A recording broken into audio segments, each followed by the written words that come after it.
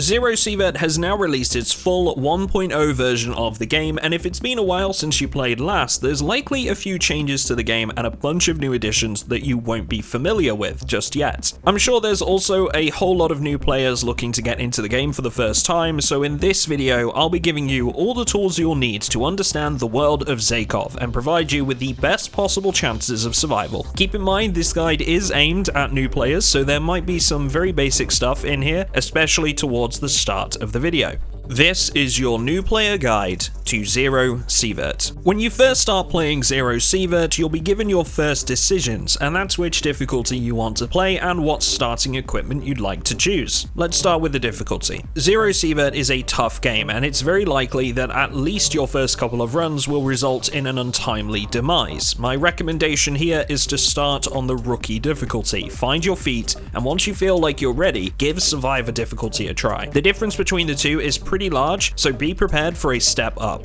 You can also edit various settings to tweak or alter the game to your liking, such as what happens to your inventory when you die, for example, which is a big one, depending on how hardcore you'd like the experience to be. As for your loadout, there is obviously an element of personal choice here, but for me, I always like to go for a loadout that has a weapon capable of dealing damage at long ranges with a reasonable rate of fire. For this reason, I usually go for equipment sets 1 or 4. Both of these come with weapons accurate at a distance, which is important for fighting bandits, since you'll be dipping in and out of cover a lot and exploiting their lack of accuracy at long range. The reason I don't personally advise taking the Mosin is because, while it is an incredibly powerful gun early on against human targets, its bolt action nature leaves it lacking against enemies like wolves or ghouls that are going to rush you in groups. When you first drop into the bunker, speak to the barman and the networker. Both of these characters will have quests for you that grant rewards. The barman's quest is basically what can be considered the main quest line, at least for the time being, whereas the networker is there to give you side quests that grant you reputation with various factions and some money or items for your trouble. You can sell your items to any of the traders in the bunker. They will all give you the same price for a trade. The trader's available cash will be shown at the bottom right of the trade panel, just so you know how much they have available to give you for your items. Outside of where to get your quests from, there's a couple of things that are good to know about the bunker itself. In Zero Sievert, you have 4 character status icons. From left to right, these are your energy, hunger, thirst, and radiation levels. Your energy is basically how tired your character is, and after completing missions, you'll need to rest every so often. You can do this at any bed in the bunker. There's a collection of rooms up to the top right that you can sleep in until you build your own bedroom. As for hunger and thirst, you can of course use items to keep this topped up, or you can speak to the barman who will refill these for you at a fairly reasonable price. Lastly, for radiation, you can visit the doctor in the bottom right corner of the bunker. However, keep in mind that this is not a cheap service, and sometimes using items is a much better choice. He can also heal you if you leave a mission without maximum health and don't want to use your medical items. Okay, so last thing before you leave the bunker, make sure to drop off any extra supplies in your stash before heading out on your first run. You can find your stash in the bottom left corner of the bunker just past the bar. Your crafting bench will be right next to the stash, where you can mod your weapons and craft various items to help you survive Zakov. You'll be able to upgrade this area with various beneficial workstations, but we'll come back to that later. For now, drop everything you don't need in your stash, equip your armor, and reload your weapons before leaving, then place some medical items on your hotbar. You'll want bandages to stop bleeding, the brown medkits for restoring health, and the white first aid kits for healing wounds. That's really all you need to get started. When you go into your first raids, take it slow and pay attention to your surroundings. Zero Sievert might look like a casual run and gun style game because of its graphic style, but it's far from it. Given the chance, this game will chew you up and spit you out. Your biggest threat early on, believe it or not, won't even be bandits. It'll be wildlife. Wolves in particular can be brutal for new players because of their tendency to rush you as a pack. Listen out for audio cues that are going to give away their presence, namely their howling. If you hear that sound, slow down and watch for movement as you move forward. Once you spot them, a few well-placed shots should be all it takes, but act quickly and from a distance. If you're fast enough, you may be able to take them out one at a time before they really know what's going on. Give them enough time to recover after being shot, however, and they'll alert nearby members of the pack to your presence. Now, human enemies are a bit simpler to fight. Again, you'll want to do so primarily from range if you can, because they'll be less accurate at a distance, but it's mostly just a case of using cover to your advantage and swinging out to take shots at them before dipping back into cover again. Getting shot at this stage before you get your hands on decent armor is going to hurt like hell, and as such, it's good to get into the practice of minimizing the damage you take in a gunfight by hanging back and playing smart. They'll often be found in built-up areas too, so fighting at range draws them away from cover and out into the open where you can take care of them quickly. Not all humans you encounter are going to be hostile towards you, however, in Zero Sievert. The easiest way to identify a friendly target is by their clothing. If you see some guys walking around without masks or helmets on, for example, these chaps are friendly and you'll be able to chat to them if you want to, or even take the stuff at their camp without them batting an eye. There's two other friendly factions you'll encounter early on, or, well, neutral technically, but at least they won't shoot you. That's the Green Army and Scientists. Scientists are pretty few and far between, but you're looking for someone in a hazmat suit. Green Army soldiers, on the other hand, wear full green uniforms as you'd expect and have red or orange visors. Neither of these factions will engage you outright unless you've worked up a bad reputation with them by killing their members. Crimson Corporation come along later and you'll probably be a bit more familiar with the game by then, but they wear full red uniforms with blue visors and also won't engage you by default. As for hostile factions, anyone wearing a mask is a bandit and anyone with a brown helmet is a hunter. Both of these will shoot on sight, so I'd suggest beating them to it.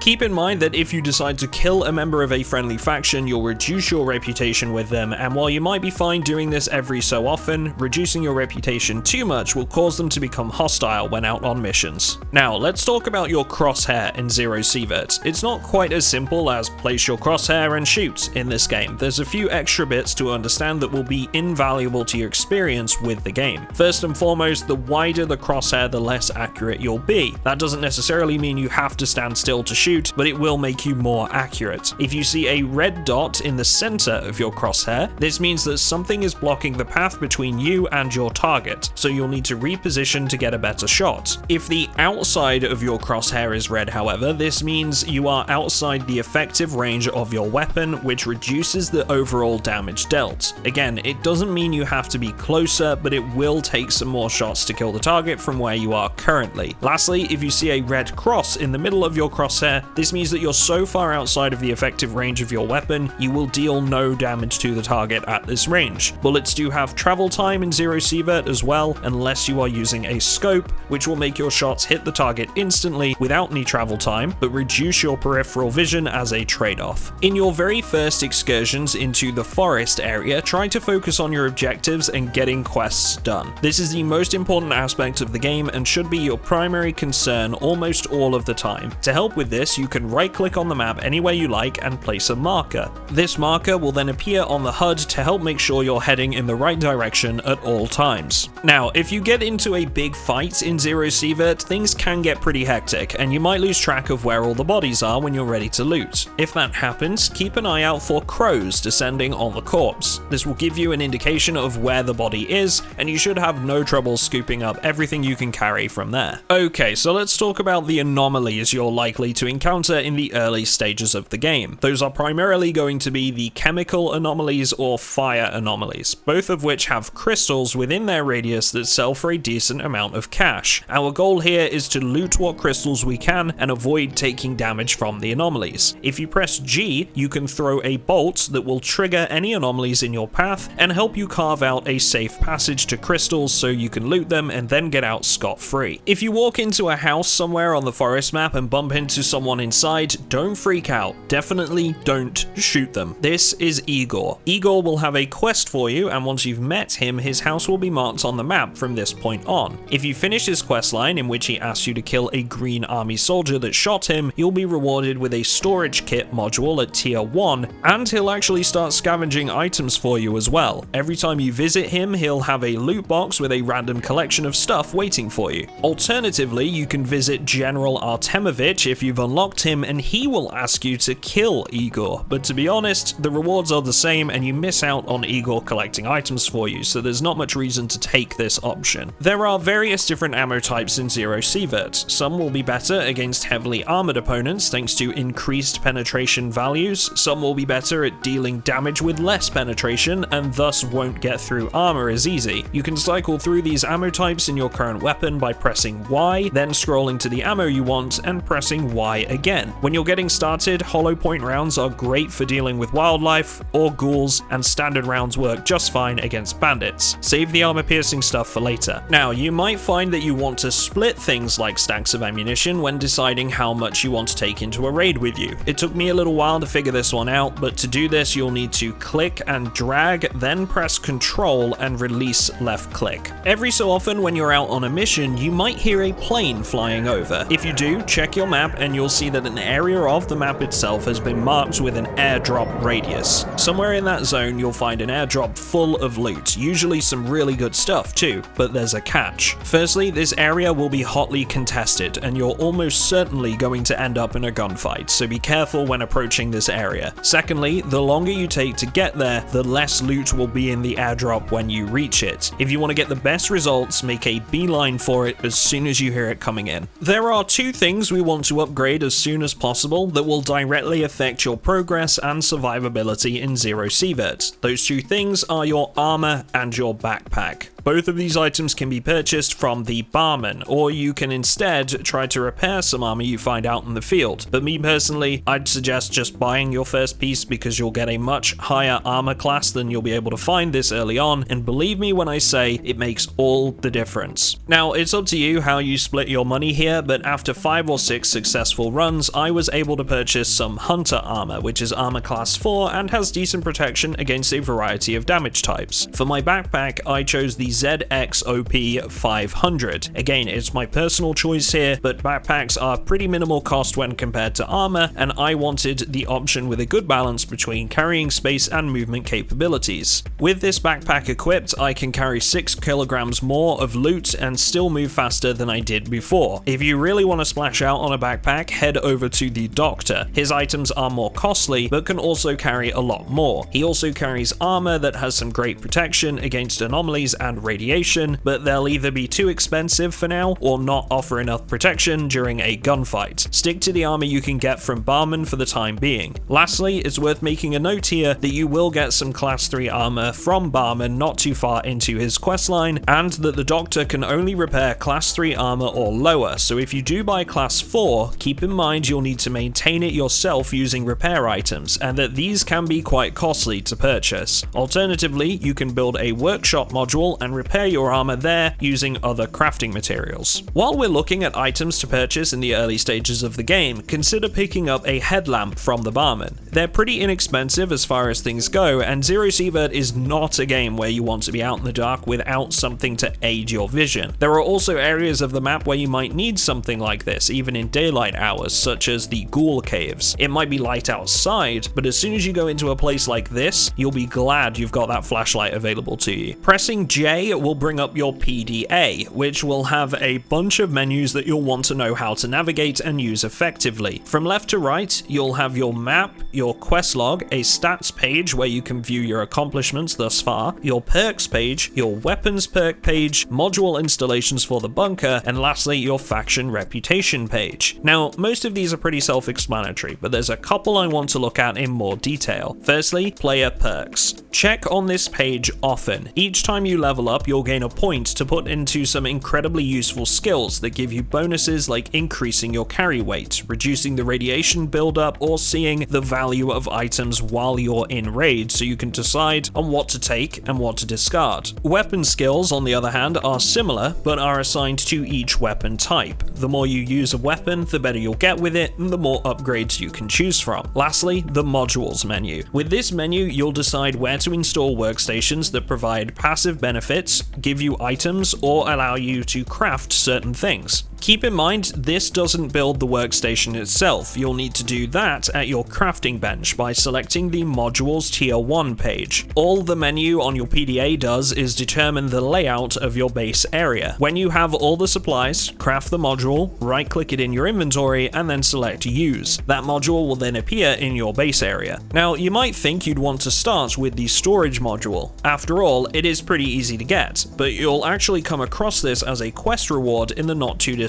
future, so unless you have an excess of supplies and are really pressed for storage, it may be better to use them for something else. I'd recommend starting with the bedroom. This increases the amount of healing you receive when you rest and reduces the amount of food and water you'll need as a result of resting. Aside from this, it's really up to you. You can also use the track button at the workbench to highlight any items found in your runs that will go towards crafting the module you're currently tracking, which makes it incredibly useful when you're trying to decide what items to keep and which to discard. If you get hold of any skill books throughout your time spent in game, make sure you read them. This is how you're going to gain access to better crafting for things like ammo or medical items. You can find books in the world, but they're incredibly rare, so your best chance to get them is by progressing the quest lines back at the bunker complex. So that's everything for this video, and hopefully you can go away with everything you need to get started in Zero Sievert. If there's anything I've missed that you'd like to share with newer players, please do feel free to let me know down in the comments. I'd love to make it a place that people can pick up all sorts of tips for the game. If you've enjoyed this video, please do consider dropping it a like and subscribing to the channel for more guides, tips, and info videos just like this one. Thanks everyone, and I'll see you all in the next one.